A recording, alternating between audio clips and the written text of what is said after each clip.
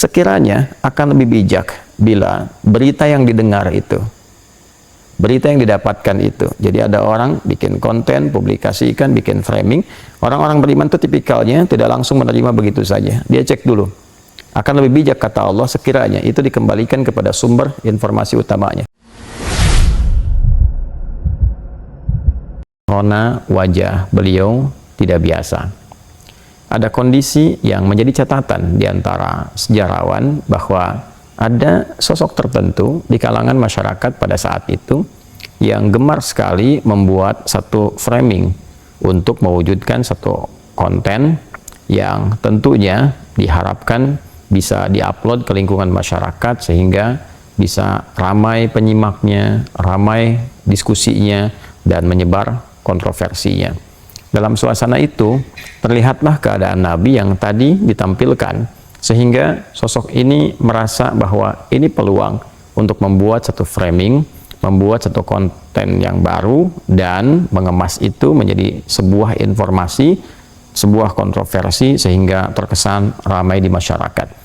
Entah tujuan apa yang diharapkan, tentu itu kembali kepada niat yang bersangkutan. Secara singkat, ia merasa bahagia dengan keadaan Nabi yang tengah dialami, dan dengan itu ia membawa pasir. Ia kemudian seakan lempar-lemparkan seperti ini dengan kedua tangannya. Lalu ia mulai menyebarkan berita dengan framing yang dimaksudkan dan mengatakan Muhammad SAW telah menceraikan istri-istrinya. Muhammad SAW telah menceraikan istri-istrinya. Dan ini seketika cepat menyebar. Lalu tertangkaplah suasana itu oleh sahabat mulia Umar bin Khattab radhiyallahu ta'ala anhu. Umar yang menyadari framing yang jahat ini, konten yang tidak baik ini, lantas segera meluruskan dengan suara yang sangat tegas, menggelegar. Beliau sampaikan bahwa Nabi Muhammad SAW tidak menceraikan istri-istrinya. Tidak benar. Muhammad SAW tidak menceraikan istri-istrinya. Tidak benar. Rasulullah SAW tidak menceraikan istri-istrinya. Atau kama qala Umar bin Khattab radhiyallahu ta'ala anhu. Dalam suasana itulah kemudian Allah Subhanahu wa ta'ala menurunkan satu ayat yang sangat penting. Dan ayat ini kelak terletak di surah keempat An-Nisa di ayat ke-83. Ketika Allah Subhanahu wa ta'ala berfirman, "Wa idza ja'ahum amrun minal amni awil khaufi adza'u bih walau radduhu ila rasuli wa ila ulil amri minhum la'alimahu alladhina yastanbituna minhum walaula fadlullahi wa rahmatuhu lattaba'tumus syaitan illa qalila." Teman-teman, Allah Subhanahu wa ta'ala memberikan satu gambaran yang sangat penting lewat ayat ini dengan mengatakan wa idza ja'ahum amrum minal amni awil khaufi adza'u bih. Ada segelintir masyarakat yang memiliki satu aktivitas yang kontroversial. Dia suka membuat satu konten, dia suka memframing keadaan, tak peduli baik keadaan itu amnu awil khauf, keadaan yang sedang nyaman atau keadaan yang sedang menggelisahkan, yang penting punya konten. Ya, dan ketika mereka mendapati konten itu, wa idza ja'ahum amrun, ya apabila mereka mendapati peluang itu minal amni awil khauf, baik itu keadaan yang tenang-tenang saja atau sedang menggelisahkan, adza'u bih, mereka segera memframing itu untuk di broadcast. Ya, adza'u itu dari kata adza'a, akarnya dari kata idza'ah. Ya, idza'ah sekarang diterjemahkan dengan broadcast, ya, atau juga bikin ya upload, ditampilkan bentuk konten dan sebagainya. Kalau dulu bentuknya melalui syair-syair, kalau dulu bentuknya melalui publikasi-publikasi secara manual. Nah, dikembalikan. Lalu Allah memberikan satu pelajaran penting, pedoman bagi umat Islam yang memiliki iman dalam jiwanya. Nah, pedoman pertama, walau radduhu ila rasul wa ila ulil amri minhum la'alimahu alladhina yastanbitunahu minhum. Sekiranya akan lebih bijak bila berita yang didengar itu, berita yang didapatkan itu. Jadi ada orang bikin konten, publikasikan, bikin framing. Orang-orang beriman itu tipikalnya tidak langsung menerima begitu saja. Dia cek dulu. Akan lebih bijak, kata Allah, sekiranya itu dikembalikan kepada sumber informasi utamanya. Karena tadi kisahnya tentang Rasul, coba cek ke Rasul, benar nggak berita itu? Atau wa ila al-ulil amri, ya, atau kepada yang punya otoritas. Yang punya otoritas di sini, ya kalau kita sekarang yang mengatur jalur informasinya, dicek urutannya kemana, dicek ini sumbernya dari mana, dicek ini frekuensinya apa, dicek urutan-urutannya kemana. Nah, sehingga ketemu secara keseluruhan tersimpulkan dengan baik, oh paham maksudnya apa, oh ini secara konteksnya seperti ini, oh ternyata tidak seperti yang disampaikan, sehingga kesimpulan itu bisa diambil dengan sempurna dan baik.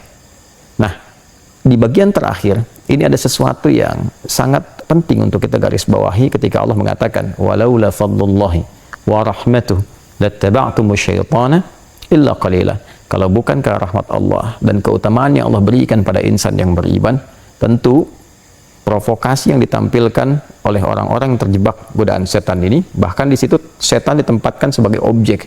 Ya, jadi orang-orang yang seringkali memframing, seringkali membuat konten-konten dengan tujuan-tujuan yang tidak baik, hanya untuk keramaian, hanya untuk mendapatkan perhatian, kontroversi dan sebagainya, itu disifati oleh Al-Quran dengan sifat yang sangat tegas. Ya, perilaku yang menyimpang yang selayaknya tidak dilakukan kecuali oleh setan. Nah, ini jadi persoalan. Ya, kemudian illa qalila, kecuali orang-orang yang betul-betul beriman yang paham, oh ini persoalan ini tidak penting, oh ini persoalan ini tidak benar. Jadi ada segelintir orang yang Allah tanamkan pada jiwa mereka yang tidak peduli dengan hal-hal yang demikian. Allah tanamkan pada diri mereka paham, oh ini sesuatu yang tidak benar, sesuatu yang tidak baik untuk diikuti dan sebagainya. Nah, namun penting untuk kita ketahui bahwa dalam beberapa kaidah yang mengiringi penafsiran ayat-ayat Al-Quran, ada satu bagian yang sangat penting sekali untuk kita ketahui bersama, bahwa jika terjadi satu peristiwa tidak disebutkan siapa namanya, kapan kejadiannya, maka ini berpotensi peristiwa dimaksud akan terjadi lagi di masa depan dengan substansi yang serupa, dengan cara yang berbeda. Caranya tidak sama, waktunya tak serupa, tempatnya bisa berbeda, perangkatnya tidak sama, tapi substansinya serupa, yaitu ada framing yang tidak baik, ditujukan dengan cara yang tidak benar, hanya untuk mendapatkan hal-hal yang kontroversial. Entah niat kembali kepada pemiliknya dan pembuatnya masing-masing. Apakah dunia, apakah perhatian. Nah, dalam konteks kekinian, perangkatnya bisa berubah. Media sosial, bisa YouTube, bisa Instagram, bisa Facebook, bisa macam-macam. Tujuannya kembali kepada pembuatnya masing-masing. Tapi prinsipnya ada sesuatu yang serupa. Senang banget kalau ada konten-konten tertentu yang kira-kira bisa jadi kontroversi. Ya, senang banget memframing sesuatu yang kira-kira menjadi perdebatan, jadi rame. Tujuannya kembali ke masing-masing. Wallahu alam, apakah subscriber, apakah AdSense, apakah nambah peminatnya, apakah macam-macam, apakah pemenuhan nafsu dan sebagainya. Tapi poin yang penting disampaikan di sini, insan beriman itu akan punya prinsip dalam dirinya. Dia punya dua hal. Yang pertama, dia akan selalu mencoba meng-cross-check kebenaran. Apa yang terjadi? Dia kembalikan kepada sumbernya. Dia cek apa konteksnya. Dia lihat apakah ini benar atau tidak. Kemudian yang kedua, dia selalu megang prinsip, ya, kebenaran di atas segalanya dengan berdasarkan petunjuk Allah Subhanahu wa Ta'ala. Pada hal-hal yang sudah dia ketahui, oh ini orang yang cuma cari kontroversi, cari keramaian, sehingga pada yang demikian itu dia menganggap berita-berita yang sampai pada yang demikian tidak penting, mengabaikan, ya, tidak dianggap, tidak dipedulikan, karena telah diketahui yang ini hanya butuh kontroversi, ini butuh keramaian saja, sehingga yang seperti itu dalam Al-Quran itu diarahkan untuk diabaikan, tidak dipedulikan. Nah, yang paling menarik, ada kisah kedua, teman-teman sekalian. Ini nanti yang memberikan respon yang sangat tegas dalam Al-Quran dengan turunnya surah ke-24 An-Nur di ayat ke-19 khususnya. Ya, kisah ini ada terkelit berkelindan juga dengan sikap dan sifat tentang framing dan pembentukan konten-konten yang kontroversial. Bila tadi menimpa Nabi SAW, yang ini menimpa istri tercinta beliau SAW, yaitu Sayyidah Aisyah radhiyallahu ta'ala anha. Seperti diketahui bahwa ketika beliau dalam perjalanan bersama Nabi SAW, kemudian kehilangan liontinnya atau barang berharga yang melekat pada beliau, lalu meminta izin pada Nabi SAW untuk mencari itu. Nabi utus seorang ajudannya untuk kemudian mencari, ya, bersamai melihat, mencari, menapaki, hingga kemudian ditemukan. Nah, di sisi yang lain, orang-orang yang tadi, yang saya sering istilahkan itu para kontainer, ya, produsen-produsen konten yang ingin mencoba selalu mencari peluang. Ada nggak yang bisa dibikin kontroversi? Ada nggak yang bisa menyebar jadi hoax yang rame dan sebagainya? Yang penting orang, ya, bisa rame, subscribernya dapat, rame, kemudian peminatnya banyak, maka di framing lah kejadian itu bahwa Sayyidah Aisyah radhiyallahu ta'ala anha melakukan tindakan yang menyimpang. Ya, saya tidak bisa mengeluarkan kalimat yang tidak bagus kepada ibunda kita yang mulia ini, tapi ini framing yang sangat jahat. Ya, framing ini memberikan satu gambaran bahwa Sayyidah Aisyah melakukan tindakan yang menyimpang dengan ajudan tadi yang dimintakan untuk menemani beliau mencari liontin yang dimaksudkan. Maka apa yang terjadi kemudian? Teman-teman sekalian, menyebar berita yang tidak baik, Sehingga pembebasannya langsung Allah turunkan dengan menurunkan ayat-ayat yang sangat tegas. Di antara ketegasan itu adalah ancaman yang Allah sampaikan pada orang-orang yang seringkali memframing berita-berita yang tidak baik, hal-hal yang tidak elok sehingga menimbulkan keresahan di masyarakat, menimbulkan bahkan tidak jarang fitnah. Ya, maka apa yang terjadi? Innal ladzina yuhibbuna an tashi'al fahishatu fil ladzina amanu lahum, nah ini, adzabun alimun fid dunya wal akhirah. Orang sungguh pakai innanya itu pakai taukid. Ya, harfu nasbin wa taukidin tansibul isma wa tarfa'ul khabara mabniun 'alal fathi la mahalla lahu min al-i'rab. Ya, aku tegaskan, jangan sampai kalian ragukan, tancapkan pada hati yang paling dalam. Aku tegaskan, kata Allah, bahwa orang-orang pakai alladzina tuh, ya, itu isim mausulnya bentuknya jam'ul jama', mencakup semuanya, baik laki-laki, perempuan, tua, muda, besar, kecil, siapapun itu. Ya, aku tegaskan, kata Allah, jangan pernah ragukan. Siapapun, mau laki-laki, mau perempuan, ya kan, yang senang sekali, yang punya hobi, yang merasa nyaman, agar fitnah itu tersebar di kalangan insan beriman. Ya, hati-hati nih. Al-ibratu bi umumil lafzi la bi khususis sababi. Kalau dulu terjadi pada Sayyidah Aisyah, ya kan? Nah, maka hukum umumnya berlaku. Bagi siapapun, kejadian ini memberikan kepada kita satu panduan hukum bi umumil lafzi, lafadznya umum. Orang-orang yang senang kalau framing keburukan itu. Kalau dulu kasusnya fahisyah, ya kan?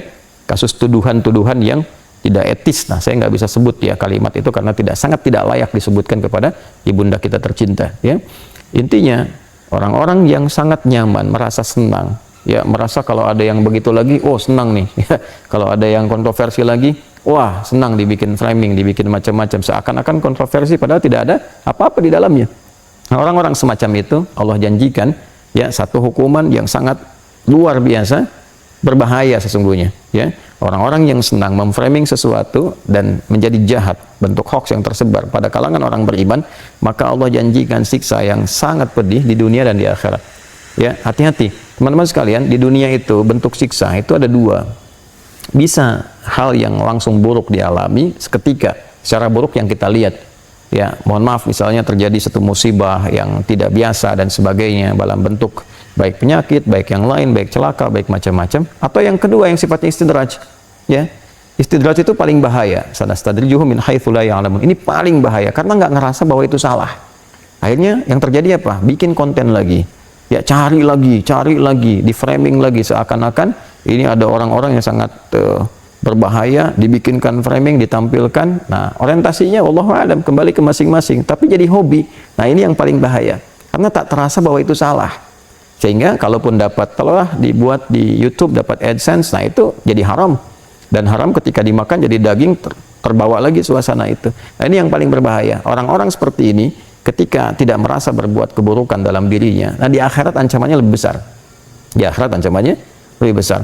Nah, teman-teman, ini penting saya sampaikan karena kita perhatikan, saya sejak di Madinah, kemudian di Mekah, dan sekarang kembali ke Indonesia, memperhatikan bahwa kecenderungan tampilan-tampilan semacam itu sekarang hadir di kalangan masyarakat kita dalam dunia maya khususnya, dan berdampak pada dunia nyata dalam pergaulan dan sebagainya. Itu sangat membahayakan, dan resikonya tinggi. Jika itu dipertahankan sampai pulang, maka apa yang dibawa ke hadapan Allah Subhanahu wa Ta'ala? Ini sesuatu yang penting, betul-betul harus dipahami oleh insan beriman. Ya, apalagi kemudian jika yang keluar itu adalah kata-kata yang sangat sensitif terkait dengan nilai-nilai akidah. Ya, saya kasih gambaran misal. Ada beberapa framing yang saya perhatikan dan sampai beritanya bahkan sejak saya berada di Madinah. Ya, tentang satu tausiah kita, lebih tepatnya tentang ceramah yang kami sampaikan dalam orientasi mahasiswa baru yang ada di Universitas Muhammadiyah Riau, yaitu gabungan. Dan itu universitas bukan hanya untuk orang Islam, non-muslimnya juga ada, kan? Ada orang Kristen, ada yang Katolik, ada yang lain-lain dan sebagainya, dan cukup banyak. Dari 2.500 itu ada 800 ya kurang lebih yang non-muslimnya, yang pada saat itu menjadi angkatan awal yang masuk itu ada 160 bergabung keseluruhannya. Acaranya sangat jelas, sangat tidak ada masalah, bahkan disatukan juga dengan satu kegiatan dari Majelis Tabligh Muhammadiyah, ya, dan semua baik-baik saja. Tapi framing-framing ini kemudian terjadi dan saya melihat ada kata-kata yang sesungguhnya sangat berbahaya konsekuensinya. Ini saya mengingatkan mumpung masih di dunia, ya, bagi saya tidak akan banyak pengaruh karena saya mempertanggungjawabkan semua yang telah disampaikan dan semua hadirin di sana melihat ya, dan yang menyaksikan juga ada, dan orang-orang yang hadir, yang tahu, paham konteks dan sebagainya, tidak ada sesuatu pun yang berseberangan atau bertentangan dengan nilai akidah. Nah, ketika framing itu ada dan keluar kata-kata, apakah itu sesat, apakah itu macam, itu akan kembali mencari pemiliknya. Jika tidak ditemukan kepada pemiliknya, dia kembali kepada orang yang menuturkan. Saya cuma katakan hati-hati. Sekali lagi, hati-hati. Nah, kelemahan kita saat ini sering kita dapatkan bahwa orang yang jauh itu bisa menafsirkan kata-kata orang yang bahkan mengetahui, ya, dalam tanda petik maksud orang itu bicara. Ini kan sesuatu kekacauan berpikir yang sangat berbahaya. Saya beri contoh. Saya menyampaikan kalimat jelas, terang, dan kita seorang ustadz, ya, paham Quran, paham hadis, ngerti, apalagi dalam masalah akidah itu kita sangat ketat, tegas dalam setiap kesempatan, ya kan? Bijak dalam setiap penyampaian, itu yang dipegang karena ada data-data historis dan sebagainya mengajarkan kepada kita bersikap, ya kan? Bagaimana mungkin ada orang yang tidak hadir hanya memframing situasi dimaksudkan, tiba-tiba bisa menafsirkan dan menghukumi, dan orang yang tafsirkan itu masih hidup, masih ada, dia yang tahu maknanya, dia yang paham artinya. Tiba-tiba kemudian muncul orang-orang tertentu memberikan framing lalu menafsirkan dan menghukumi dan menjadi lebih benar dibandingkan penutur itu sendiri. Ini sesuatu yang sangat berbahaya. Nah, jadi saya hanya ingin menyampaikan mesti hati-hati, karena kita, tanggung jawab kita untuk menyampaikan selesai. Ya, ini bukan dalam konteks klarifikasi, dalam konteks memberikan pengingat bahwa hati-hati. Tanggung jawab kami mengingatkan selesai. Tanggung jawab orang-orang yang berbuat demikian, baik di kasus itu ataupun kasus yang lain. Ya, seringkali juga kita dapati kasus lain. Dan ini, ya, menariknya, orang-orang yang terlibat di hal-hal demikian seringkali punya pola-pola yang sama dari sejak 2015, 2016 sampai sekarang. Bikin video, framing, rame, nanti dihapus tuh. Kemudian nanti, ya, seperti itulah. Ya, itu bagi kami tidak penting. Ya, saya cuma kasihan, khawatir nanti orang-orang seperti itu baik diberlakukan kepada kami pribadi ataupun juga orang-orang lain, ya, yang banyak terjadi, resikonya tinggi. Hati-hati saudara-saudariku, kita itu ditunggu oleh kematian. Suatu saat kita kembali kepada Allah. Dan yang dihisab itu kita masing-masing. Ya, hati-hati, hati-hati. Tilka ummatun qad khalat laha ma kasabat wa lakum ma kasabtum wa la tus'aluna amma kanu ya'malun. Masing-masing itu bertanggung jawab dengan perilakunya. Wala taziru wazratu wizra ukhra. Ya, masing-masing akan menanggung. Nah, jangan sampai saat pulang itu menjadi bermasalah, dan masalahnya menjadi sangat berbahaya, menjadi sangat sensitif, karena ada kalimat yang harus mencari pemiliknya. Ketika tidak ditemukan, dia kembali. Ya, kalau persoalan-persoalan terkait dengan organisatoris itu akan ditangani tertibnya sendiri. Misal dalam 2 kali kesempatan kita ada kegiatan yang diselenggarakan oleh Muhammadiyah, baik di Universitas Muhammadiyah Jakarta yang ramai dulu, framing kasus Asy'ariyah dan sebagainya. Yang kedua di Umri kemarin yang diramaikan juga, itu biarkan nanti roda organisasi bergerak dengan sendirinya, tertibnya dengan sendirinya, sikapnya dengan sendirinya.